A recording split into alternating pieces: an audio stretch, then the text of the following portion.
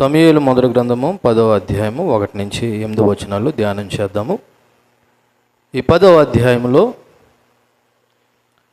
సౌలు రాజుగా అభిషేకింపబడడం, దేవుని యొక్క సూచనలు నెరవేరడం, సౌలు ప్రవక్త సమూహాలతో కలిసి ప్రవచించడం, అలాగే మిస్పాలో జనుల ముందర సౌలు రాజుగా ప్రకటించబడడం ఈ 10వ అధ్యాయంలో జరుగుతుంది. ఈ 10వ అధ్యాయాన్ని 3 భాగాలుగా విభాగిస్తే, మొదటి భాగము సౌలు అభిషేకము మరియు దేవుడు ద్వారా సమూయేలు చెప్పిన సూచనలు. రెండవ భాగము దేవుడు సమూయేలు ద్వారా చెప్పిన సూచనలు నెరవేరడం, అలాగే సౌలు ప్రకటన చేయడం అనగా ప్రవచించడం. మూడవ భాగం మిస్పాలో సౌలు రాజుగా ఎన్నిక కాబడడం ఈ 10వ అధ్యాయంలో చూస్తాం. మనం మొదటి వచనాన్ని కొన్ని ఒకసారి మనం చదివినట్లయితే, అప్పుడు సమూయేలు తైలపు బుడ్డు పట్టుకుని సౌలు తల మీద తైలము పోసి అతను ముద్దు పెట్టుకుని, యెహోవా నిన్ను అభిషేకించి తన స్వాస్థ్యం మీద అధిపతిగా నియమించి ఉన్నాడని చెప్పి ఇలాగూ సెలవిచ్చెను. ప్రార్థన చేద్దాం. కృపా సత్య సంపూర్ణుడా, వాక్యమై ఉన్న దేవుడా, మీకు వందనములు, స్తోత్రములు, కృతజ్ఞతాస్తులు చెల్లిస్తూ ఈ దినము మేము చదువునై ఉన్నటువంటి లేఖన భాగాల్లో నుండి మాతో మీరు మాట్లాడి ఆకర్షించి సత్యమును గ్రహించిన వారుమై వాక్యానికి విధేయత కలిగిన పిల్లలుగా ఉండడానికి కృప చూపించి, బలహీనుడు అల్పుడును మీ కృపలో బ్రతుకుతున్న నన్ను మీ వాక్యం ఇదిగోనయ్యా ఉన్నది ఉన్నట్టుగా ప్రకటించడానికి కృప చూపించమని, వింటున్న వారి హృదయాల్లో మీ దైవ కార్యములు చేయమని యేసుక్రీస్తు నామములో ఈ ప్రార్థన అడిగి వేడుకొనిచున్నాం తండ్రి, ఆమేన్. చూడండి, 10వ అధ్యాయం మొదటి వచనం అప్పుడు అని ప్రారంభించబడ్డది. అప్పుడు అనగా ఎప్పుడు అనే ప్రశ్న వేసుకోవాలి. అప్పుడు అనగా ఎప్పుడు అనే ప్రశ్న వేస్తే మరలా మనం 9వ అధ్యాయం దగ్గర రావాలి. 9వ అధ్యాయంలో ఏం జరిగిందో మనకు తెలుసు. సౌలు యొక్క గార్ధమంలో తప్పిపోవడం, తర్వాత సౌలు పనివాడు వెతకటం, వెతికినా దొరకకపోయేసరికి సౌలు పనివాడు ఇక్కడ ఒక దీర్ఘదర్శి ఉన్నాడని సలహా ఇవ్వడం. సౌలు పనివాడు ఇద్దరు కలిసి మరి సమూయేలు దగ్గరికి రావడం, ఉన్నత స్థలానికి ఎక్కుపోవడానికి ముందుగానే వాళ్ళు ఒకరు ఎదురు, సౌలు రేపు అచ్చటికి వచ్చిననే విషయం ముందుగా దేవుడు సమూయేలుకి తెలియపరచడం, తర్వాత సౌలు వచ్చిన తర్వాత సౌలుని దేవుడు ఏ విధంగా ఎన్నుకున్నాడనే విషయాన్ని మరి సమూయేలు సౌలుకి చెప్పడం, ఇదంతా కూడా మనం 9వ అధ్యాయంలో విన్నాం. 9వ అధ్యాయం చివర ఈ విధంగా ముగియబడి ఉన్నది. ఏ విధంగా ముగియబడి ఉన్నది? 27వ వచనం చదువుతున్నాను. ఊరి చివరకు వచ్చుచుండగా సమూయేలు సౌలుతో, మనకంటే ముందుగా వెళ్ళమని నీ పనివానితో చెప్పుము, దేవుడు సెలవిచ్చినది నేను తెలియజెప్పే వరకు నీవు ఇక్కడ నిలిచి ఉండమని అంతటా వాడు వెళ్ళెను. పనివాడు వెళ్ళిపోయాడు. ఇప్పుడు సౌలు ఎవరి దగ్గర ఉన్నాడు? సమూయేలు దగ్గర ఉన్నాడు. ఇప్పుడు సమూయేలు ఈ 10వ అధ్యాయంలో ఏం చేశాడంటే, అప్పుడు అనగా మరి సౌలు సమూయేలు దగ్గర ఉన్నప్పుడు సమూయేలు తైలపు బుడ్డు పట్టుకుని సౌలు తల మీద తైలం పోసి, రెండోది అతను ముద్దు పెట్టుకుని, మూడోది యెహోవా నిన్ను అభిషేకించి తన స్వాస్థ్యం మీద అధిపతిగా నియమించి ఉన్నాడని చెప్పి ఇలాగ సెలవిచ్చును. ఈ మొదటి వచనాన్ని 3 భాగాలుగా విభాగం చేస్తే, అంటే 3 మాటలుగా మనం విభజిస్తే, అందులో మొదటిది తైలాభిషేకం. మొదటిదేంటి? తైలాభిషేకం. సమూయేలు దగ్గర ఉన్నటువంటి తైలపు బుడ్డు తీసుకుని సౌలు యొక్క తల మీద తైలం పోయడం ద్వారా మరి దేవుని యొక్క అధికారపూర్వకంగా మరి రాజుగా అభిషేకించడానికి సమూయేలు చేసినటువంటి ఒక పని. తైలము పాత నిబంధన కాలంలో రాజులను, ప్రవక్తలను, దేవుని యొక్క యాజకులను, సేవకులను అభిషేకించడానికి వాడే లేకపోతే ఉపయోగించే ఒక పద్ధతి.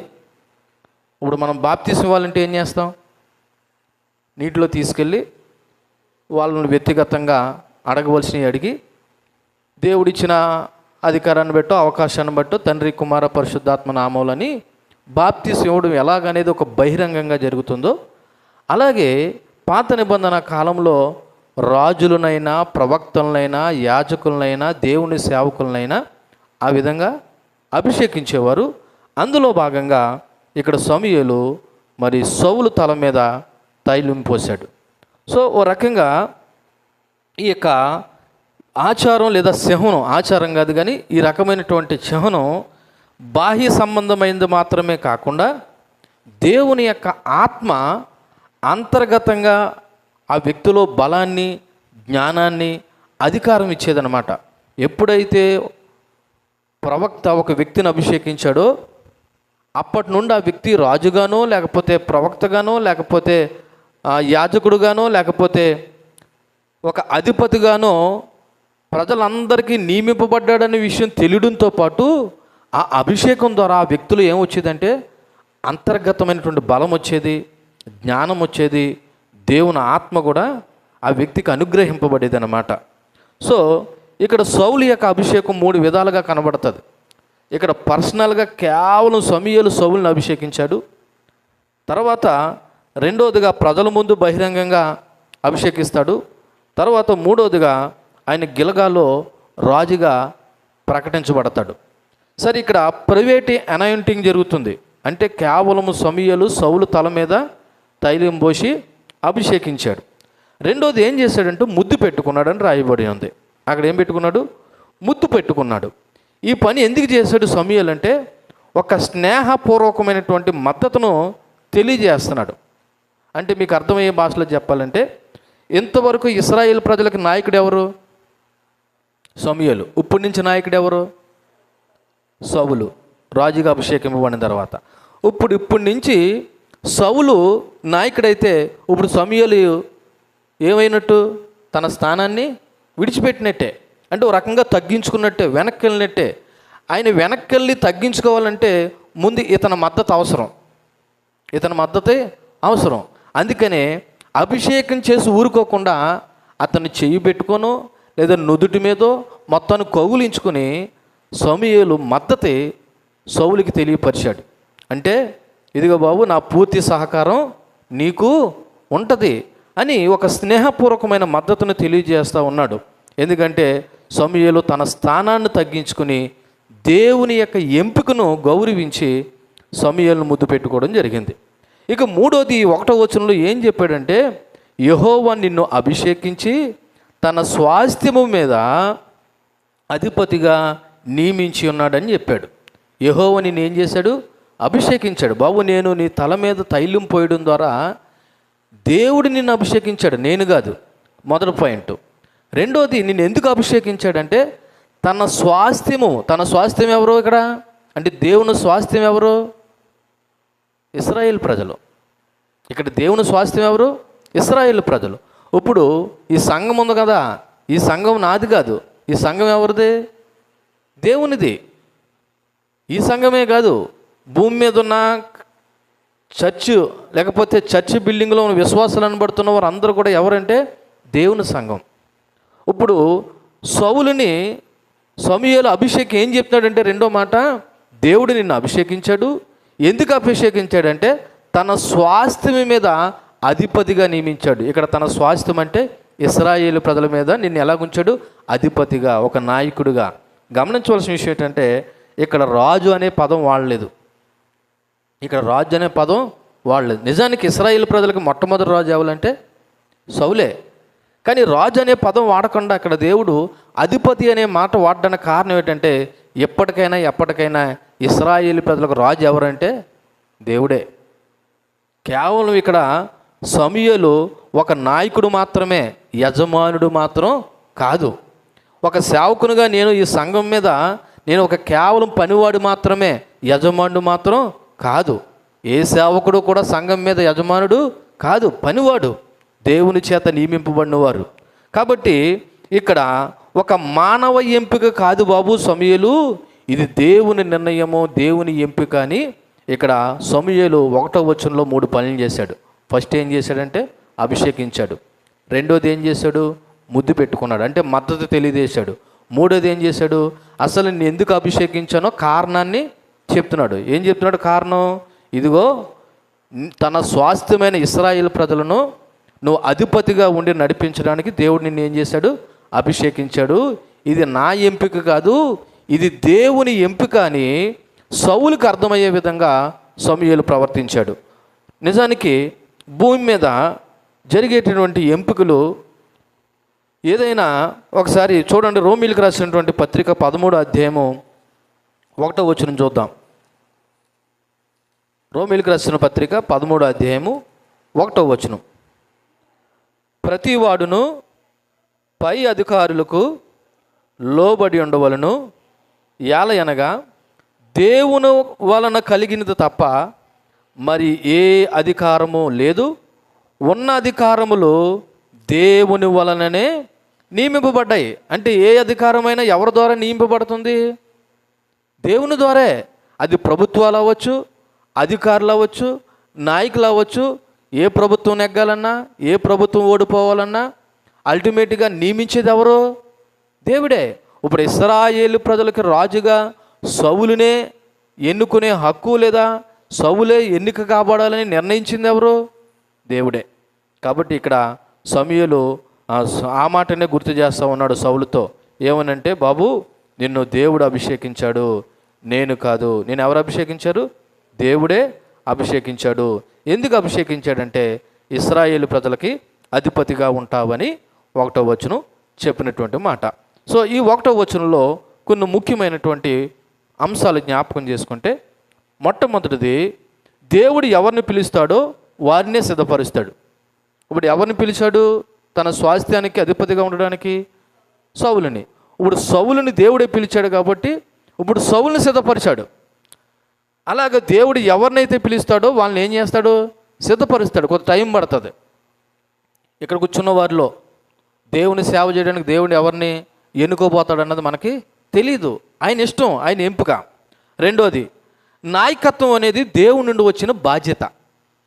నాయకత్వం అనేది దేవుని నుండి వచ్చినటువంటి బాధ్యత. ఈ రోజున సంఘం అనబడుతున్న దేవుని సంఘం అడుగుతున్న మిమ్మల్ని కాయడానికి దేవుడు నాకు ఇచ్చినటువంటి బాధ్యత, అధికారం కాదు. నాయకత్వం దేవుడు ఇచ్చినటువంటి బాధ్యత. మూడోది, దేవుని సేవకు లేదా దేవుని సేవ చేయమని పిలుపు వచ్చినప్పుడు వినయంతో స్పందించాలి. దేవుని సేవకి పిలుపు వచ్చినప్పుడు వినయంతో స్పందించాలి. నాలుగోది, దేవుని అభిషేకం ఉన్న చోట ఆయన సహాయం కూడా ఉంటుంది. దేవుని అభిషేకం ఉన్న చోట ఊరకనే వదిలేడు, ఆయన సహాయం కూడా ఉంటుంది. ఐదోది, అతి ప్రాముఖ్యమైన విషయం ఏంటో తెలుసా? దేవుడు నిన్ను కాదని నన్ను కాదని ఇతరులకు అవకాశం ఇచ్చినప్పుడు దైవ జ్ఞానం కలిగిన వాడు దేవునికి లోబడేవాడైతే ఆయన వెనకకు తప్పుకొని వీళ్ళకి ఏమవ్వాలంటే అవకాశం ఇవ్వాలి. ఎంతవరకు ఇశ్రాయేలు ప్రజలకు నాయకుడు ఎవరు? సమూయేలు. ఇప్పుడు దేవుడు ఏం చెప్పాడు? బాబు ఇశ్రాయేలు ప్రజలకి సౌలుని నీ చేతుల మీదగానే ఆయన అభిషేకించు అంటే, ఇక మీదట ఇశ్రాయేలుని పరిపాలించేవాడు ఎవడు? సౌలు. అంటే ఇప్పుడు నువ్వేమవ్వాలి?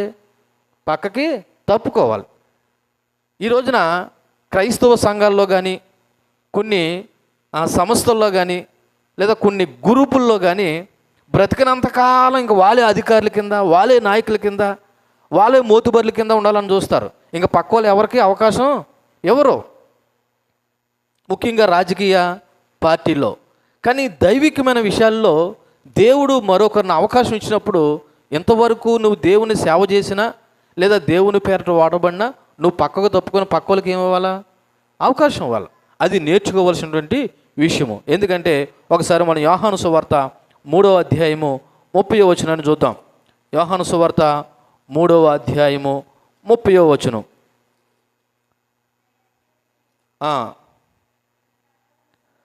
ఆయన ఎచ్చవలసి ఉన్నది, నేను తగ్గవలసి ఉన్నది అని ఇక్కడ మరి యోహాను భక్తుడు జ్ఞాపకం చేస్తున్నటువంటి మాట. ఎందుకంటే ఆయన ఎచ్చవలసి ఉన్నది, నేను తగ్గవలసి ఉన్నది అని ఎందుకు చెప్తున్నాడంటే, ఇప్పుడు మీరు ఒకసారి 26వ వచనం చదవండి.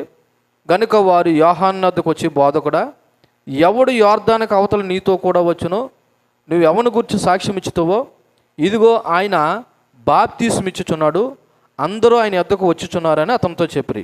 అందుకు యోహాను ఎట్లా అన్నాడంట, తనకు పరలోకం నుండి అనుగ్రహింపబడితేనే కానీ ఎవడను ఏమీ పొందనేరడు. నేను క్రీస్తును కాననియు ఆయన కంటే ముందుగా పంపబడిన వాణి చెప్పినట్టు మీరు నాకు సాక్షులు అని చెప్పి, ఆయన ఎచ్చవలసిన వాడు అనగా యేసుక్రీస్తు ఎచ్చవలసిన వాడు, నేను తగ్గవలసిన వాడిని. నేను ఎందుకు వచ్చానంటే ఈ లోకంలోకి దేవుని యొక్క త్రోవను సరళం చేయడానికి వచ్చాను. నా పని అయిపోయింది. ఇప్పుడు నేను ఏమైపోవాలా? సైడ్ అయిపోవాలా. ఇప్పుడు ఎవరికి అవకాశం ఇవ్వాలా? యేసుక్రీస్తుకి అవకాశం ఇవ్వాలని అంటున్నాడు. అలాగే దేవుని యొక్క పనిలో, దేవుని సేవలో దేవుడు మరొకరికి అవకాశం ఇచ్చినప్పుడు, దేవుడే అవకాశం ఇచ్చినప్పుడు దైవ జ్ఞానం కలిగిన వాళ్ళు ఏం చేయాలి తెలుసా? వాళ్ళని ప్రోత్సహించాలి తప్ప వాళ్ళని వెనక నుండి మనం ఏం చేయకూడదు? లాగివేయకూడదు. సేమ్ సమూయేలులాగా. సమూయేలు ముద్దు పెట్టుకుని సౌలుని తన మద్దతు తెలపడానికి కారణం ఏంటంటే, బాబు దేవుడేరా నిన్ను అభిషేకించమన్నాడు అని చెప్పి దేవుడు ఎంపిక గౌరవించి సౌలుని ప్రోత్సహించాడు. ఇది మొదటి వచనంలో మనం నేర్చుకున్న విషయం. చూడండి, ఈ రెండో వచనం నుండి ఒక అద్భుతమైనటువంటి విషయాలు కనబడతా ఉంటాయి. ఏంటంటే, ఈ రెండో వచనంలో సమూయేలు సౌలుకి 3 సూచనలు తెలియపరుస్తున్నాడు. మొదటి వచనంలో రాజుగా అభిషేకించేశాడు. కేవలం సమూయేలు మాత్రమే సౌలు తల మీద నూనె పోసి ఏం చేశాడు? రాజుగా అభిషేకించేశాడు. ఇక్కడి నుంచి 3 సూచనలు తెలియపరుస్తూ ఉన్నాడు. ఆ సూచనలు 2, 3, 4, 5 వచనాల్లో కనబడతాయి. చూడండి, 2వ వచనంలో, ఈ దినమున నువ్వు నా యొద్ద నుండి పోయిన తర్వాత బెన్యామీను సరిహద్దులో సెలసహలో నుండి రాహేలు సమాధి దగ్గర 2 మనుషులు నీకు కనబడతారు. వారు వచ్చి నువ్వు అడగకపోయినా సరే నువ్వు వెదకబోయిన గార్ధములు దొరికినవి. నీ తండ్రి తన గార్ధముల కొరకు అనగా గాడిదల కొరకు చింతింపక నా కుమారుని కనుగొనకే నేను ఏమి చేతునని నీ కొరకు విచారపడుచున్నారని చెప్పుదురు అని ఇది మొదటి సూచన. అంటే ఈ సూచనలు ఎందుకంటే, సౌలు కానీ ఈ అభిషేకం ఏంటి, దేవుడు నన్ను ఎంపిక చేసుకోవడం ఏంటి, నేను ఇశ్రాయేలు ప్రజలకి నాయకుడిగా అధిపతిగా ఉండడం ఏంటి అని ఒక భయోందోళనకి గందరగోళానికి గురయ్యాడు. బాబు ఇది దేవుడే నిన్ను ఎన్నుకున్నాడు అని సౌలులో ధైర్యాన్ని కలిగించడానికి, తనలో ఉన్న భయాన్ని పోగొట్టడానికి నువ్వు ఇంటికి వెళ్ళే లోపల ఇదిగో కొన్ని సూచనలు జరుగుతాయి. అలా ఎగ్జాక్ట్లీ జరిగిందంటే నువ్వు వాటి గుర్తుపెట్టుకో, ఇది ఎవరి ఎంపిక? దేవుని ఎంపిక అని సౌలును బలపరచడానికి దేవుడు సమూయేలు ద్వారా కొన్ని సూచనలు చెప్తున్నాడు. అందులో మొట్టమొదటి సూచన ఏంటంటే, ఇదిగో నీవు వెళ్ళే సమయానికి రాహేలు సమాధి దగ్గర మొదటి సూచన కనపడుతుంది. ఈ రాహేలు ఎవరు? యాకోబు యొక్క భార్య. ఓ రకంగా చెప్పాలంటే బెన్యామీను యొక్క తల్లి. ఇప్పుడు సౌలు ఏ గోత్రానికి చెందినవాడు? బెన్యామీను గోత్రానికి చెందినవాడు. కాబట్టి నువ్వు వెళ్ళగానే, నీ ఇంటికి వెళ్ళగానే నీ సమీపంలో ఈ సమాధి, రాహేలు సమాధి ఎక్కడుందంటే అక్కడ రాయబడి ఉంది కదా, సెలసహు అనేటువంటి ఒక ప్రాంతం. ఇది ఎక్కడుందంటే బెన్యామీనుకు సరిహద్దు సమీప ప్రాంతంలో ఉంది. నిజానికి ఇది బెన్యామీనుకు గోత్రపులో లేదు, కానీ ఇది బెత్లెహేముకు సమీపంలో ఉన్న వీళ్ళ యొక్క సరిహద్దు ప్రాంతంగా ఉంది. నువ్వు కరెక్ట్గా రాహేలు సమాధి దగ్గరికి వచ్చేటప్పటికి ఏం చేస్తుందో తెలుసా? అక్కడ రాయబడిన మాట ఏమని రాయబడిన? 2 మనుషులు నీకు కనబడతారు. చూడండి, అంటే దేవుడు చెప్పిన సూచనలు ఎగ్జాక్ట్లీ జరగాలి. కరెక్ట్గా సౌలు రాహేలు సమాధి దగ్గరికి వెళ్ళాలి. వెళ్ళగానే ఎవరు కనబడాలి? 2 మనుషులు కనబడాలి. 2 మనుషులు కనబడమే కాదు, వాళ్ళు సౌలు అడగకుండానే ఇదిగో నువ్వు వెతుకుతున్న గార్ధములు దొరికినవి. ఇప్పుడు గార్ధముల కంటే మీ తండ్రి నీ గురించిగా బెంగ పెట్టుకుంటున్నాడని 2 మనుషులు ఏం చేయాలి? చెప్పాలి. ఇది సూచన, మొదటి సూచన. ఈ సూచనలు నెరవేరో లేదన్నది తర్వాత ధ్యానం చేద్దాం, కానీ మొదట సూచనలు ఏం జరిగాయి అన్నది ఈ పూట మనం జ్ఞాపకం చేసుకుందాం. మొట్టమొదటి చూసినట్టు చెప్పండి, రాహేలు సమాధి దగ్గర నీకు 2 మనుషులు కనబడతారు. వాళ్ళు ఏం చెప్తారంటే నువ్వు వెతుకుతున్న గార్ధములు దొరికాయి అని చెప్తారు. రెండోది ఏం చెప్తారు? నీ తండ్రి నీ నిమిత్తమే బెంగ పెట్టుకుని చింతిస్తున్నాడనే విషయాన్ని చెప్తారు. ఇది మొదటి సూచన. ఎందుకంటే సౌలులో నమ్మకం కలిగించడానికి దేవుని యొక్క ఏర్పాటు. ఎందుకంటే ఇంతవరకు సౌలు ఒక సాధారణ వ్యక్తి, ఇప్పుడు అతను ఒక రాజుగా అభిషేకింపబడ్డాడు. అతని మీద అత్యధికమైన బాధ్యత ఉన్నది. కాబట్టి ఈ సూచనలు నెరవేరటం ద్వారా తనలో దేవుడు ఉన్నాడని, తనతో దేవుడే ఉండి నన్ను నడిపిస్తున్నాడన్న ఒక నమ్మకాన్ని, ధైర్యాన్ని సౌలు కలిగించడానికి ఇక్కడ దేవుడు ఏర్పాటు చేసిన సూచనలు. ఆ సూచనలో మొదటి సూచన ఇది.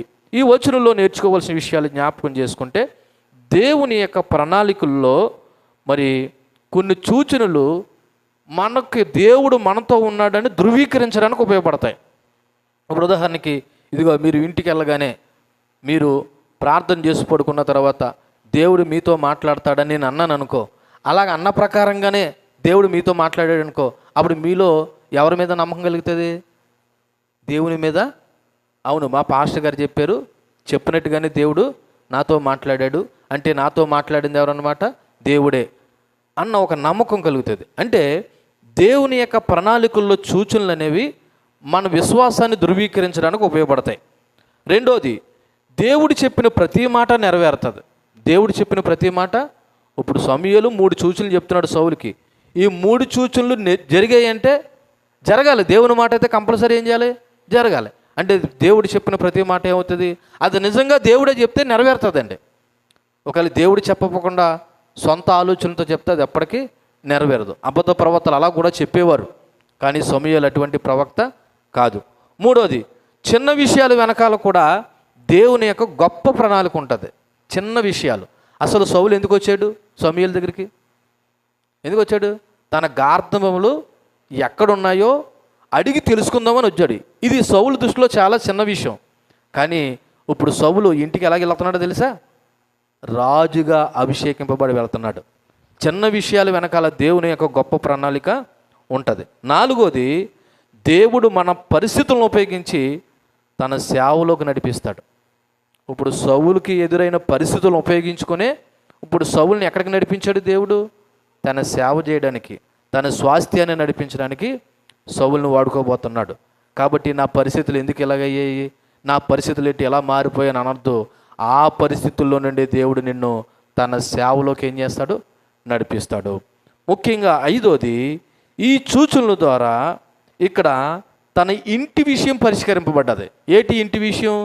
గాడిదలు దొరికాయి అనేటువంటి ఇంటి విషయం పరిష్కారం. అసలు ఎందుకు వచ్చాడు సౌలు మరి సమూయేలు దగ్గరికి? గార్ధముల గురించే కదా. ఇంతకీ గార్ధాలు దొరికాయో పోయాయో ఎక్కడున్నాయి అన్నది సౌలు అడగలేదు ఇంతకనే. ఇంక సమూయేలు ఈ అడవుల్లో ఉన్నాడు. ఏ అడవుల్లోనూ? ఆయన రాజుగా అభిషేకించే అడవుల్లో ఉన్నాడు. ఎందుకు సౌలు అయ్యా నా గాడిదలు ఎక్కడున్నాయి ఏటని ఏం అడగలేదు. అడగకపోయినా అతని వ్యక్తిగత సమస్య ఏంటన్నది దేవుడు తెలుసు కాబట్టి, బాబు ఇదిగో నువ్వు ఇంటికి వెళ్ళగానే నువ్వు ఏదైతే వెతకడానికి వచ్చావో అవి దొరుకుతాయని ఇద్దరు మనుషులు నీకు ఏం చేస్తారు? చెప్తారు. అంటే మొదటి సూచన ద్వారా సౌలు యొక్క వ్యక్తిగత లేదా ఇంటి సమస్య పరిష్కరింపబడ్డది మొదటి సూచన ద్వారా. రెండో సూచన ద్వారా, మూడో సూచన ద్వారా ఇంకా ఏమి పరిష్కరింపబడ్డాయి అన్నది మనం చూసినట్లయితే చూడండి. 3వ వచనం 4వ వచనం ఇంచుమించు 2 కలిపే. తర్వాత నీవు అక్కడి నుండి వెళ్ళి తాబోరు మైదానమునకు రాగానే, ఇది 2వ సూచన. ఎక్కడి నుండి? రాహేలు సమాధి దగ్గరికి వెళ్ళిన తర్వాత ఇద్దరు మనుషులు నీకు కనబడతారు, గాడిదలు దొరికాయని చెప్తారు, నీ తండ్రి నీ కొరకు చింతించుచున్నాడని చెప్తారు. తర్వాత 2వ సూచన ఏంటంటే, తర్వాత నీవు అక్కడ నుండి వెళ్ళి తాబోరు మైదానమునకు రాగానే అక్కడ బేతేలునకు దేవుని యొద్దకు పోవు. ఈసారి 3 మనుషులు నీకు ఎదురు పడతారు. ఇక్కడ ఎంతమంది? 3 మనుషులు. సరే, ఆ 3 మనుషులు ఎదురు పడతారు. ఒకడు 3 మేకపిల్లల్ని, ఒకడు 3 రొట్టెల్ని, ఇంకొకడు ద్రాక్షారసపు తిత్తిని మోయిచు వస్తారంట. ఇలాగే జరగాలి ఎగ్జాక్ట్లీ. ఇప్పుడు సౌలు తాబోరు మైదానానికి వెళ్ళబోయేసరికి 3 మనుషులు రావాలి. ఒకడి చేతిలో ఏముండాలి? 3 మేకపిల్లలు ఉండాలి. ఒకడి చేతిలో 3 రొట్టెలు ఉండాలి. ఒకడి చేతిలో ఇక ద్రాక్షారసపు తిత్తి లేకపోతే ద్రాక్షారసం బుడ్డి ఉండాలి. ఇలాగ పట్టుకుని సౌలుకి ఎదురుగుంటా రావాలి. ఇది 2వ సూచన. అర్థమైందా? చూడండి, ఈ 2వ సూచనలో ఇక్కడ కనబడుతున్న 3 మాటలు తాబోరు మైదానం. ఇది ఇశ్రాయేలు యొక్క చరిత్రలో ముఖ్యమైనటువంటి మరి స్థలం అని చెప్పాలి. ఎందుకో తెలుసా? దెబోరా నాయకత్వంలో మరి ఇశ్రాయేలు ప్రజలు యుద్ధం చేసినటువంటి, కానానీయులతో యుద్ధం చేసినటువంటి ఒక యుద్ధ ప్రాంతము ఈ తాబోరు మైదానం. ఇశ్రాయేలు యొక్క చరిత్రలో ముఖ్యమైనది. రెండోది, ఇక్కడ ముగ్గురు మనుషులు కనపడుతున్నారు కదండి. ఈ ముగ్గురు మనుషులు కూడా ఎక్కడికి పోతున్నారంట? బేతేలునకు పోతున్నారు. ఎక్కడికి పోతున్నారు? బేతేలు అనగా ఏంటండి? దేవుని మందిరము. అంటే ఇప్పుడు ఈ ముగ్గురు మనుషులు ఎక్కడికి వెళ్తున్నారంటే దేవుని మందిరానికి వెళ్తున్నారు. ఇప్పుడు దేవుని మందిరానికి వెళ్ళటానికి సౌలుకి సంబంధం ఏంటంటే, ఇప్పుడు సౌలు యొక్క సేవ, సౌలు యొక్క పని దేవుని సేవతో ముడిపడి ఉందండి. అర్థం చేసుకోండి. సౌలు యొక్క సేవ, సౌలు యొక్క పని, సౌలు యొక్క నాయకత్వం దేనితో ముడిపడి ఉంది? దేవుని యొక్క సన్నిధితో, బేతేలుతో, దేవుని సేవతో ముడిపడి ఉంది. ఇప్పుడు సౌలు రాజుగా అభిషేకింపబడ్డాడు కదా. ఇక నాకు దేవుడితో పనేటి, నేను ప్రజలు నా ఇష్టం వచ్చినట్టు పరిపాలిస్తానడానికి లేదు. ఈయన ఎంత పరిపాలన చేసినా దేవుని యొక్క అండర్లోనే ఏం చేయాలా? పరిపాలన చేయాలి. ఇప్పుడు దేవుడు సేవకుడిగా నాకు అవకాశం ఇచ్చాడండి. ఇంకా నా ఇష్టం వచ్చినట్టు సేవ చేస్తానంటే నాకు హక్కు లేదు. నేను ఎంత సేవ చేసినా దీని పరిధిలోనే చెయ్యాలి. దీని పరిధి దాటి చేశానంటే నేను దేవునికి అవిధేయుడును. ఇప్పుడు రెండో సూచన ద్వారా దేవుడు రకంగా సౌలుకి ఒక హెచ్చరిక లాంటిది, బాబు నీ పని దేవుని యొక్క సేవతో సంబంధం ఉన్నదనే విషయాన్ని చెప్పడంతో పాటు ఇక్కడ 4వ వచనంలో తన శారీరక, ఇందాకల కుటుంబ సమస్య అంటే ఏంటి? గార్ధములు దొరికాయి. ఇప్పుడు రెండోది శారీరక అవసరం తీర్చబడుతుంది. ఏంటి శారీరక అవసరం? 4వ వచనం చూడండి. 4వ వచనంలో వారి నిన్ను ప్రశ్నలు అడిగి, కుశల ప్రశ్నలు ఏంటి? బాగున్నావా, ఎలాగున్నావు, ఎక్కడి నుంచి వస్తున్నావు అని కుశల ప్రశ్నలు అడిగి నీకు 2 రొట్టెలు ఇస్తారు. అవి వారి చేత నువ్వు తీసుకున్న వాళ్ళు. ఈ రెండో సూచనలో ఏం జరుగుతుందంటే, ముగ్గురు మనుషులు నీకు ఎదురుపడతారు. అందులో ఒకటి చేతిలో ఉన్న 3 రొట్టెల్లో 2 రొట్టెలు నీకు ఇస్తారు. సరే, ఈ 3 రొట్టెలు, ఈ 3 మేకపిల్లలు, ఈ యొక్క ద్రాక్షారసపు తిత్తే వీళ్ళు ఎక్కడ పట్టుకెళ్తారని చెప్పాను దాకలా? దేవుని సన్నిధికి అనగా దేవుని మందిరానికి పట్టుకెళ్తున్నారు. 3 మేకపిల్లలు బలి కొరకు, 3 రొట్టెలు సమర్పణ కొరకు, అలాగే ద్రాక్షారసము పానార్పణ కొరకు. అంటే వీళ్ళు పట్టుకెళ్ళేవి దేవుని సేవ నిమిత్తము పట్టుకెళ్తున్నారు. సో ఇది దేవుని ఆరాధనలో ఉపయోగించే వస్తువులు. 3 మేకపిల్లలు, 3 రొట్టెలు, ఈ ద్రాక్షారసము దేవుని యొక్క సన్నిధానంలో ఉపయోగించే వస్తువులు అవ్వడం వలన ఇప్పుడు సౌలు యొక్క రాజ్య పరిపాలన దేవుని చిత్తానికి లోబడి ఉండాలని సూచిస్తుంది. ఎవరి చిత్తానికి? దేవుని చిత్తానికి. ఇప్పుడు ఇన్ని గోత్రాలలో ఇంతమంది ఉండగా దేవుడు సౌలునే ఎందుకు ఎన్నుకున్నాడంటే, సౌలునే కాదు, ఆ స్థానంలో ఎవరిని ఎన్నుకున్నా ఎన్నుకోబడిన వాళ్ళు దేవుని చిత్తానికి అనుగుణంగా ఏం చేయాలా? పరిపాలన చేయాలా, లేదా ఇశ్రాయేలు ప్రజల్ని నడిపించాలి. ఇష్టం వచ్చినట్టు నడిపించడానికి వీలు లేదు. కాబట్టి ఈ 3, 4 వచనాల్లో ఏం కనపడ్డదంటే, ఇదిగో ఆ మనుషులు నిన్ను కుశల ప్రశ్నలు అడుగుతారు, నువ్వు అడగకుండానే వాళ్ళకి నీకు 2 ఇస్తారు, 2 రొట్టెలు ఇస్తారు. ఆ 2 రొట్టెలు నువ్వేం చేయాలా? తీసుకోవాలి. మొదటి సూచనలో ఆ 2 మనుషులు నువ్వు అడగకుండానే నీవు ఎదుగుతున్న గాడిదలు దొరికాయని చెప్తారు. ఇక్కడ ఈ 3 మనుషుల్లో ఒకడు నువ్వు అడగకుండానే నీకేమిస్తాడు? 2 రొట్టెలు ఇస్తాడు. నువ్వు ఏం చేయాలా? తీసుకోవాలి. సో ఈ 2, 3 వచనాల నుండి తెలుసుకోవాల్సిన విషయం ఏంటంటే, మొదటగా ఈ సూచన ద్వారా ఇక్కడ సౌలు యొక్క శారీరక అవసరాన్ని దేవుడు తీరుస్తున్నాడు. ఏంటి శారీరక అవసరం? మీకు గుర్తుందో లేదో ఒక్కసారి 9వ అధ్యాయం దగ్గర రండి. 7వ వచనం చూడండి. అందుకు సౌలు, మనం వెళ్ళిన ఎడల ఆ మనిషికి ఏమి తీసుకుని పోదుము? మన సామగ్రిలో ఉండు భోజన పదార్థాలు సరిపోయినవి, అయిపోయాయి. ఆ దైవజనికి బహుమానం తీసుకుపోవడానికి మన యొద్ద ఏమీ లేదని పనివానితో చెప్పాడు. అంటే ఇప్పుడు సౌలు దగ్గర ఆహారం ఉందా? సౌలు దగ్గర ఆహారం ఉందా?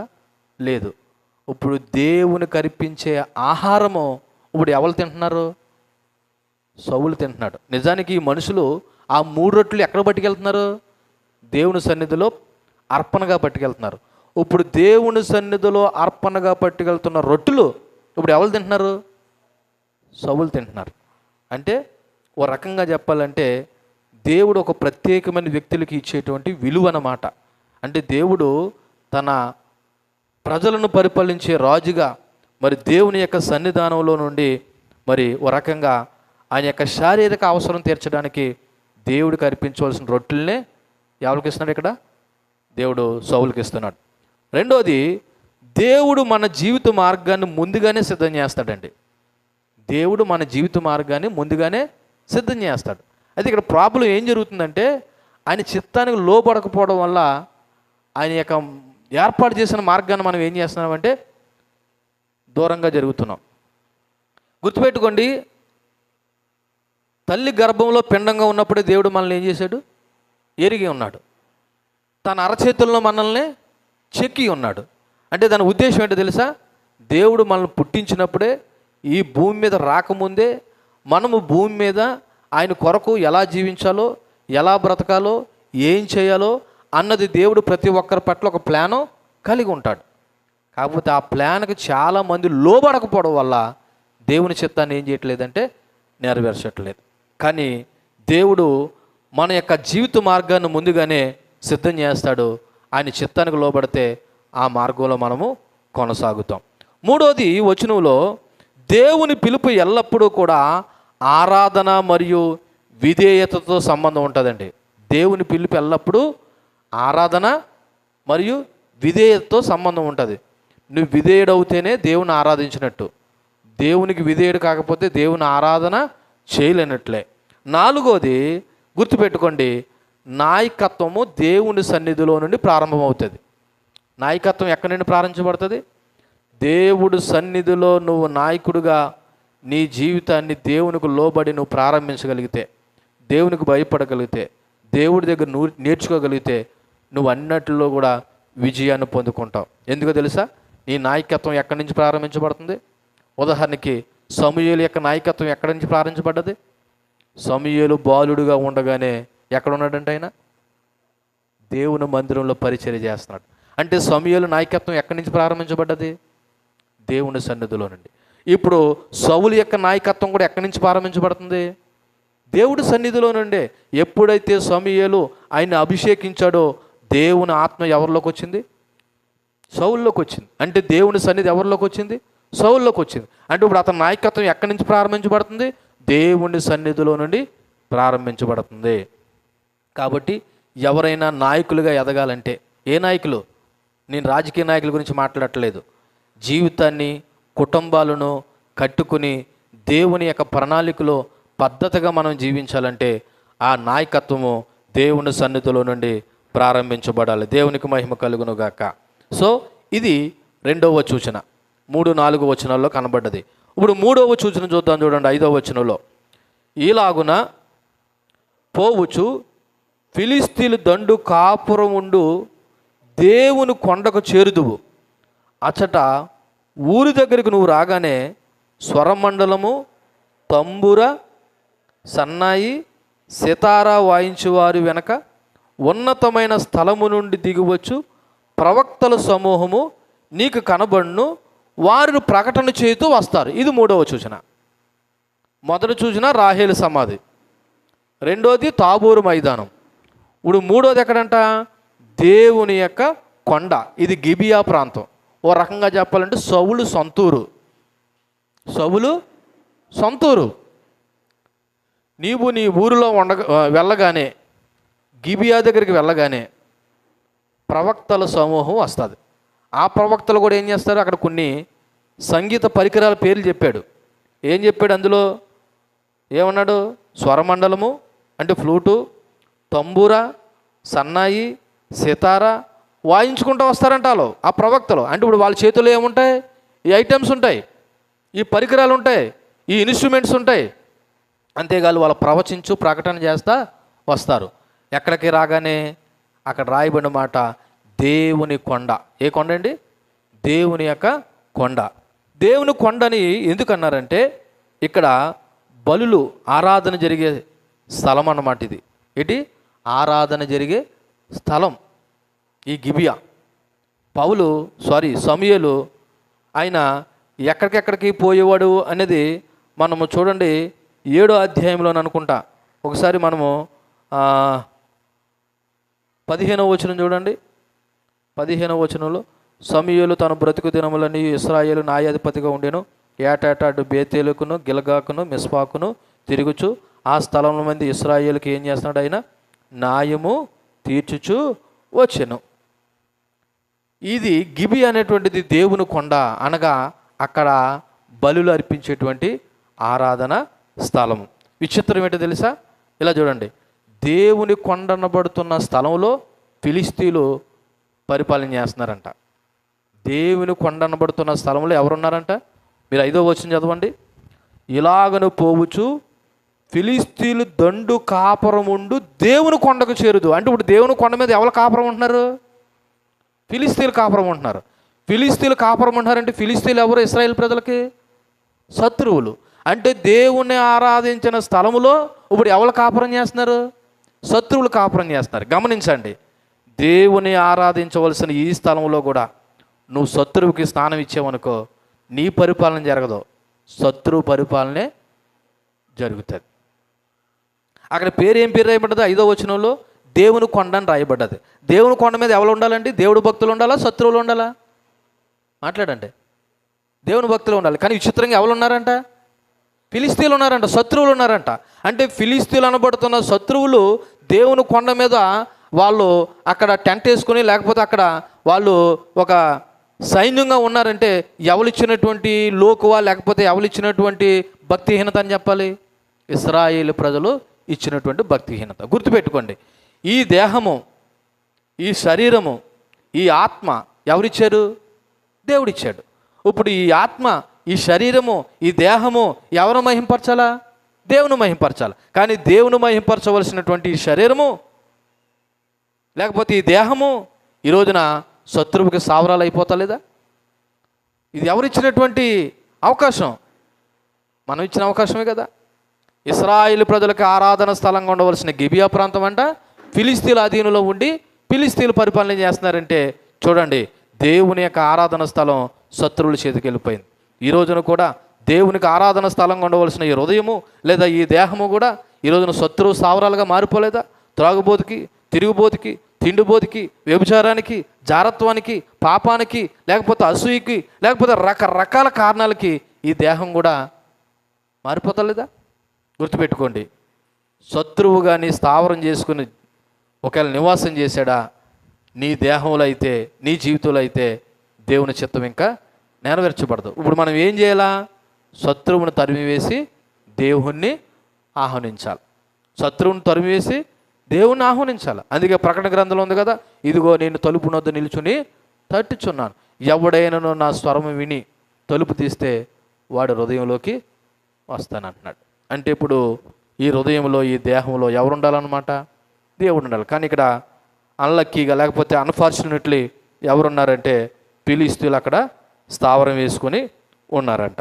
సో ఈ వచనం ద్వారా నేర్చుకోవాల్సిన విషయాలు గుర్తుపెట్టుకుంటే, దేవుడు ఈ 3వ సూచన ద్వారా సౌలుని ఆత్మీయంగా బలపరుచుతున్నాడు. రెండోది అధికార ముద్ర వేస్తున్నాడు. ఏంటి? ఒక సామాన్యుడు ప్రవక్తల గుంపులో కలిసిపోయి ఇతనా కూడా ప్రవశిస్తాడంట. ఆ యొక్క ప్రవక్తలు వస్తారు కదా, ఎక్కడ రాబోదుకి? ఈ దేవుని కొండ అనబడుతున్న రాబోదుకి. వాళ్ళతో పాటు నువ్వు కూడా కలిసి ఏం చేస్తావు? ప్రవచిస్తావు. చూడండి, గాడిదలు ఎదుక్కోనొకొచ్చినోడు ఇప్పుడు ఏమైపోయాడు? రాజు అయ్యాడు, ప్రవక్త కూడా అవుతున్నాడు. ఏమవుతున్నాడు? ఎందుకని? దేవుని ఆత్మ లేకపోతే ఎవడు ప్రవచించలేడు. మరి తను ప్రవచిస్తున్నాడంటే ఆల్రెడీ సమూయేలు ఏం చేశాడు? సౌలుని అభిషేకించాడు. దేవుని ఆత్మ తనలోకి వచ్చింది. ఇప్పుడు అది నువ్వు గుర్తెరగడానికి, నేను ఎంపిక చేసుకున్న విషయం సౌలుకు తెలియడానికి అధికారమైన ముద్ర ఏంటో తెలుసా? ఆ ప్రవక్తల గుంపులో నువ్వు కూడా కలిసిపోయి ఏం చేస్తావు? ప్రవచిస్తావు అని 3వ సూచన. అంతేకాదు, దేవుని ఆత్మ సౌలు మీద ఉన్నదనడానికి ఆయన ప్రవచించడం కూడా ఒక సాక్ష్యము. 3వది, దేవుని సన్నిధి ఎటువంటి వాడినైనా మార్చగలుగుతుందండి. నమ్మిన వారు దేవుని స్తోత్రం చెప్పండి. దేవుని సన్నిధి ఎటువంటి వారినైనా మార్చగలుగుతుంది. సౌలుకి దేవుడన్నా సమూయేలన్నా పెద్దగా అవగాహన లేదు. మనకు తెలుసు, పనివాడు చెప్తేనే కానీ సౌలుకి ఇక్కడ దీర్ఘదర్శి ఉన్నాడన్న సంగతి తెలియలేదు. రెండోది, డైరెక్ట్గా సమూయేలు దగ్గరికి వచ్చి సౌలు ఏమన్నాడు? ఇక్కడ దీర్ఘదర్శి ఇల్లు ఎక్కడా అని అడిగాడంటే సౌలుకి ఆధ్యాత్మికమైన అవగాహన లేదు. ఇటువంటి సౌలు ఇప్పుడు దేవుని సన్నిధిలో మార్చబడ్డాడండి. దేవునికి మహిమ కలుగునుగాక. సో ఆరాధనలో దేవుని ఆత్మ శక్తివంతంగా పనిచేస్తుంది. ఆరాధనలో దేవుని ఆత్మ శక్తివంతంగా పనిచేస్తుంది. ఈయన ప్రవక్తల సమూహంతో కలిసి ఈయన కూడా ఏం చేస్తున్నాడంటే ప్రవచిస్తున్నాడు. అలాగే ఈ వచనంలో 5వ మాట ఏంటంటే శత్రువుల మధ్యలో కూడా దేవుడు తన సేవకులు నిలబడతాడు. దేవుని కొండ మీద ఎవరు ఉన్నారు? ఫిలిస్తీన్లు ఉన్నారు. ఇప్పుడు సౌలు రాజుగా అయిన తర్వాత ఆయన చేయవలసిన ఏకైక పని ఏంటి తెలుసా? ఫిలిస్తీన్లను తరమాలి. ఫిలిస్తీన్లు ఏం చేయాలి? తరమాలి. అంటే శత్రువులను తరమడానికి దేవుడు సామాన్యులను కూడా తన సేవకులుగా నిలబెట్టుకుంటాడు. ఇది గమనించవలసినటువంటి విషయము. చూడండి, మరి 6వ వచనం, 7వ వచనం, 8వ వచనం కూడా చదివి మనం ముగించుకుందాం. 6వ వచనం చదివితే, యెహోవా ఆత్మ నీ మీదకి బలంగా దిగివచ్చును, నీ వారితో కలిసి ప్రకటన చేయుచుండగా నీకు క్రొత్త మనసు వచ్చును అని ఫైనల్గా ఈ 3వ సూచన కన్క్లూజన్ అన్నమాట. ఏంటి? ఇదిగో నువ్వు ఆ దేవుని కొండనబడుతున్న స్థలం దగ్గరికి వచ్చినప్పుడు నీకు ఎదురుగా ప్రవక్తలు వస్తారు. వాళ్ళు వాయిద్యాలు వాయించుకుంటూ వస్తారు. వాళ్ళతో కలిసి నువ్వు కూడా ఏం చేస్తావు? ప్రవచిస్తావు లేదా ప్రకటన చేస్తావు. ఇదిగో దేవుని ఆత్మ నీ మీదకి బలంగా దిగు వస్తుంది. అంతేకాదు నీకు క్రొత్త మనసు వస్తుంది. ఏ మనసు? మాట్లాడాలి. ఏ మనసు? క్రొత్త మనసు. ఇక్కడ ఉన్న మనందరికీ అటువంటి మనసు కావాలి. ఆ మనసు రాకపోతే మనం దేవుణ్ణి ఆరాధించలేం. ఒక అతి సామాన్యమైన సౌలు ఇప్పుడు ఆ గుంపులో కలిసి దేవుని ఆత్మచేత నింపబడి ఆయన ప్రవచించాలంటే అతనిలో ఉన్న పాత మనసు పోవాలి. మాట్లాడండి. కొత్త మనసు రావాలి. ఇక్కడ కూర్చున్న మీరైనా నేనైనా దేవుని సంపూర్ణంగా పరిపూర్ణంగా ఆత్మతోనూ సత్యంతోనూ ఆరాధించాలంటే మనకి కూడా కొత్త మనసు రావాలి. ఆ కొత్త మనసే మారు మనసు. ఆ కొత్త మనసే మారు మనసు. గుర్తుపెట్టుకోండి, మారు మనసు లేనోడు దేవుణ్ణి సంపూర్ణంగా ఆత్మతోనూ సత్యముతోనూ ఆరాధన చేయలేరు. కేవలం మనుషులుగా ఇక్కడ కూర్చుంటారంతే. కేవలం మనుషులుగా ఇక్కడ కూర్చుంటారంతే. కానీ ఆత్మతోనూ సత్యముతోనూ దేవుణ్ణి ఆరాధించాలంటే ఆ వ్యక్తిలో అంతర్గతమైనటువంటి మార్పు జరగాలి. అదే మారు మనసు. చూడండి, కొంతమంది ప్రార్థన చాలా టేక్ ఈజీగా వెళ్దాంలే చూద్దాంలే అన్నటువంటి అనడానికి కారణం ఏంటో తెలుసా? వాళ్ళు మారలేదు. మారు మనసు పొందినోడి యొక్క హృదయము లేదా మనసు ఎలాగుంటుందో తెలుసా? నేను ప్రారంభం నుండి ముగింపు వరకు ఎక్కడ ఉండాలి? దేవుని మందిరంలో ఉండాలి. ఏ రోజు కూడా దేవుని సన్నిధి నేను ఏం అవ్వకూడదు, మిస్ అవ్వకూడదు, విడిచిపెట్టకూడదు. నేను ఎందుకున్నానంటే దేవుడితో ఐక్యం అవ్వడానికి, దేవుణ్ణి ఆరాధించడానికి, దేవునికి కృతజ్ఞతాస్తుతులు చెల్లించడానికి నేను ఉన్నాననే విషయం ఎప్పుడు ఎవరికి అర్థమవుతుందంటే ఎవడైతే మారు మనసు పొందుతాడో వాళ్ళకి అర్థమవుతుంది. ఒకసారి మనం అపోస్తుల కార్యాలు 2వ అధ్యాయం చేయండి. ఒకసారి అపోస్తుల కార్యాలు 2వ అధ్యాయము 37వ వచనం చదువుతున్నాను. చూడండి, 2వ అధ్యాయం 37వ వచనం. వారు ఈ మాట విని హృదయంలో నొచ్చుకుని అనగా పొడవబడి, సహోదరులారా మేము ఏమి చేతుమని పేతురును కడమ అపోస్తులను అడగగా పేతురు ఏమన్నాడండి? మీరు మారు మనసు పొంది. ఎందుకని మారు మనసు పొందకపోతే మీరు దేవుని కొరకు ఏమీ చేయలేరు, బ్రతకలేరు కూడా. దేవుని కొరకు ఏమైనా చేయాలన్నా, దేవుని కొరకు నిలబడాలన్నా, బ్రతకాలన్నా మనం ఏం పొందాలి? మారు మనసు పొందాలి. మారు మనసు పొందకపోతే దేవుని కొరకు మనం ఏమీ చేయలేము అన్నారు. ఆ 37వ వచనంలో వారు ఈ మాట విని అనగా పేతురు భక్తుడు చేసిన ఆ ప్రసంగాన్ని అంతా విన్న తర్వాత మమ్మల్ని ఏం చేయమంటారని అడిగారు. అప్పుడు పేతురు ఏం చెప్పాడు తెలుసా? మీరు మారు మనసు పొందండి అన్నాడు. అంటే మారు మనసు పొందకపోతే దేవుణ్ణి మనం ఏం చేయలేము, ఆరాధించలేము, స్తుతించలేము, క్రమంగా మందిరానికి రాలేము, దేవునికి భయపడలేము, దేవునికి లోబడలేము. దేవునికి వ్యతిరేకంగా మనం బ్రతకకుండా అనగా పాపం చేయకుండా ఉండాలంటే మనం కంపల్సరీ ఏం పొందాలా? మారు మనసు పొందాలి. అది కేవలం దేవుని ద్వారా, యేసుక్రీస్తు ద్వారా మాత్రమే సాధ్యము. చూడండి, ఇక్కడ సౌలుతో కూడా ఏమని చెప్తున్నాడు? ఇదిగో 6వ వచనంలో యెహోవా ఆత్మ నీ మీదకి బలంగా దిగివచ్చును. బలంగా దిగివచ్చును అనే మాటకి ఇది సాధారణమైనటువంటి నడిపింపు లేకపోతే ఏదో ఒక సాధారణంగా వచ్చే శక్తి కాదు. ఇది బలంగా దేవుని ఆత్మ నీ మీదకి వచ్చును అనగా పైనుండి దేవుడు నీ మీదకి దిగి వచ్చిననే మాటకి దేవుని ఆత్మ నీ మీద ప్రభావము చూపిస్తుంది అనేటువంటి మాట.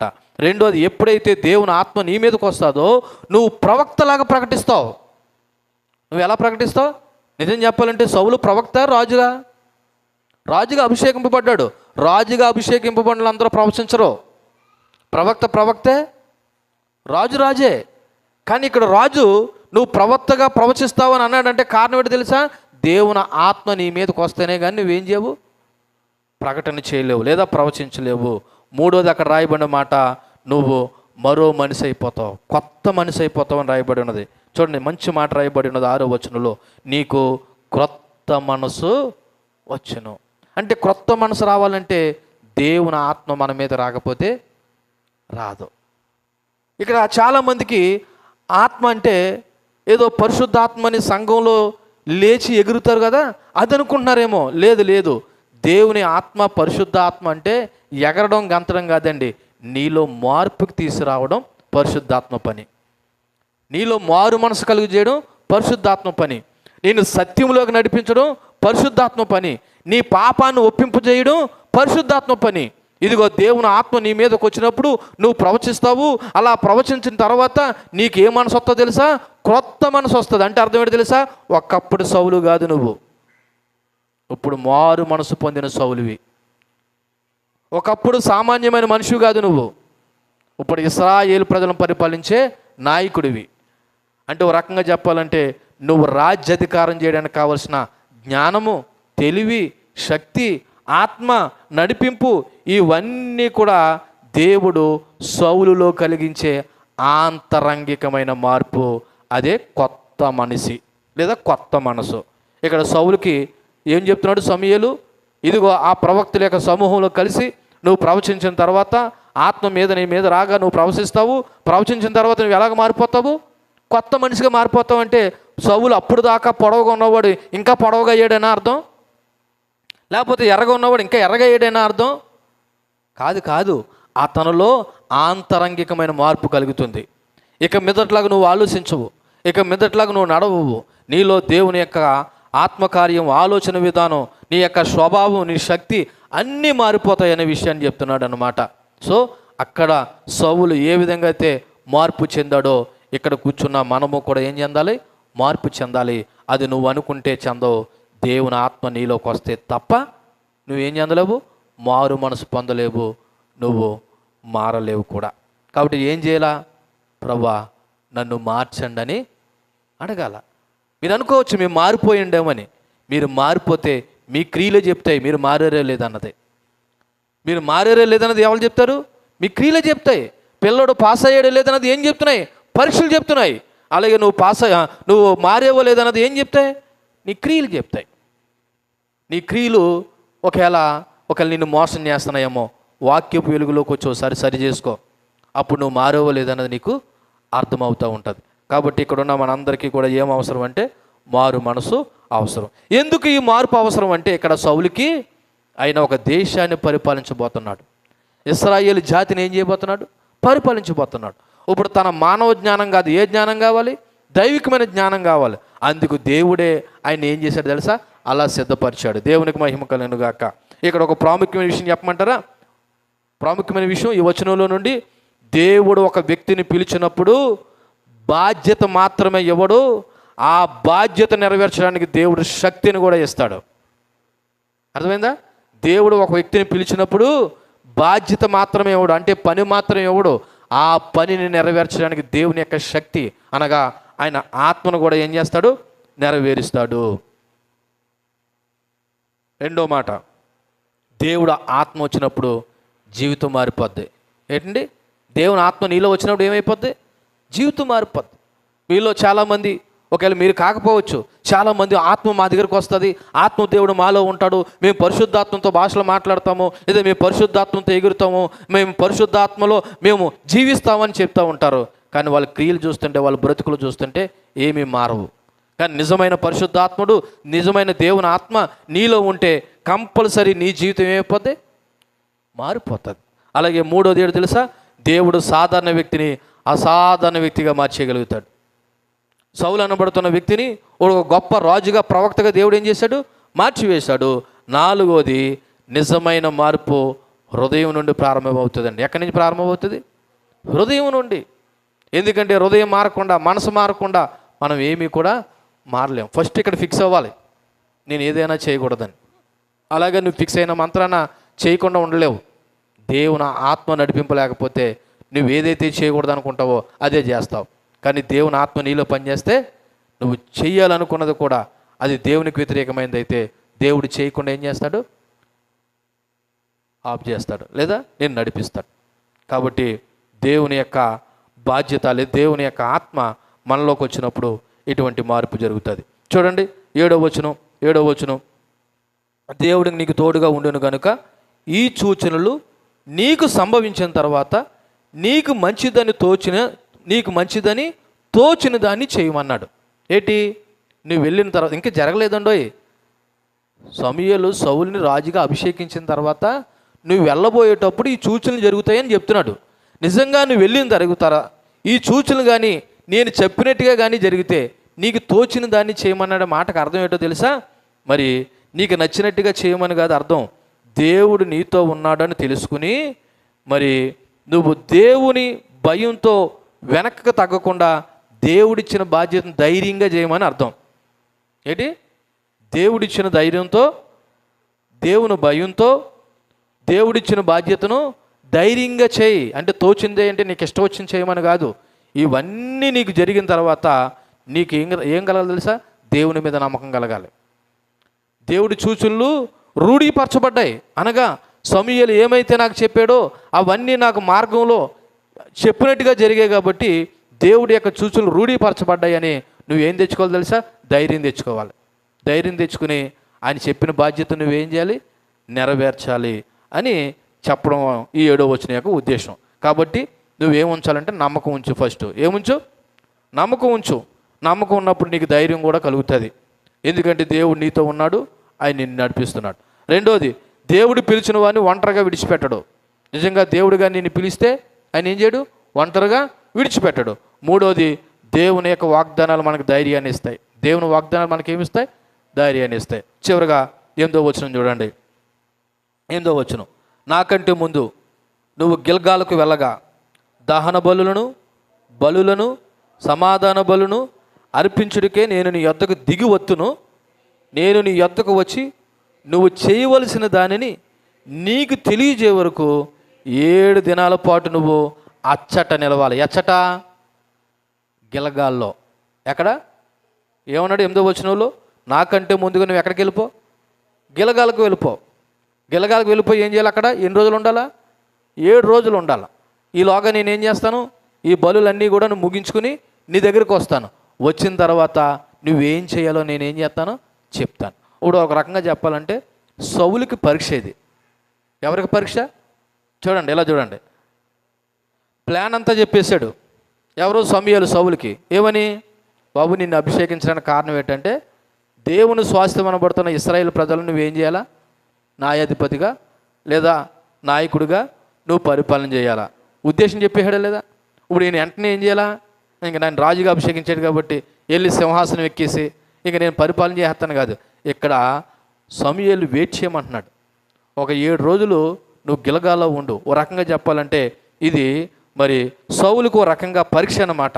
ఎందుకంటే సమూయేలుకి సౌలు తెలియజేసే వరకు ఆయన ఎక్కడ ఉండాలంటే గిల్గాల్లో ఉండాలి. ఓ రకంగా చెప్పాలంటే నాయకుడికి ఓపిక ఉండాలి. ఏముండాలి? ఓపిక ఉండాలి, నిరీక్షణ ఉండాలి. ఇక్కడ గిల్గాల్ అనబడుతున్నది దేవుని ఆరాధించే స్థలం.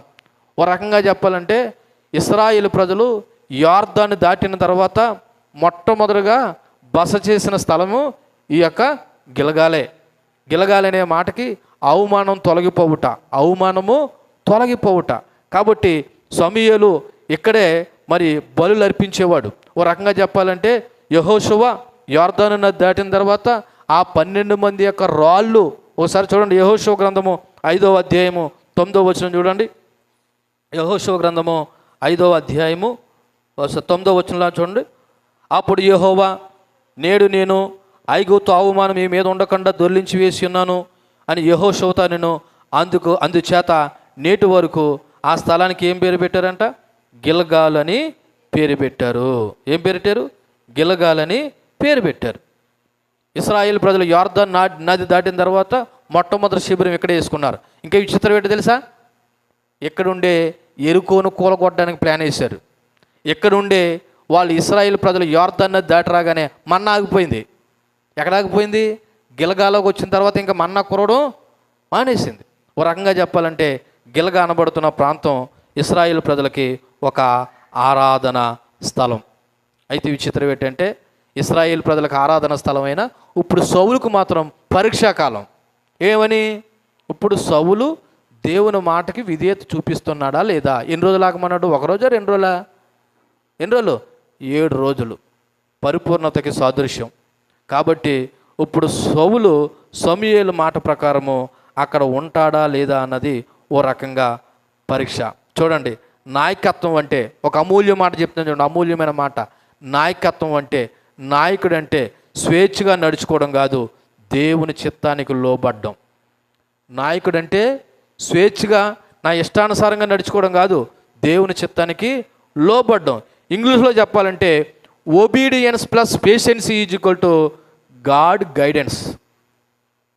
Obedience plus patience is equal to God guidance. అంటే దేవుని చిత్తానికి లోబడి నడవడం అంటే నీలో ఏముండాలంటే ఓపిక ఉండాలి, ఒబీడియన్స్ ఉండాలి, విధేయత ఉండాలి.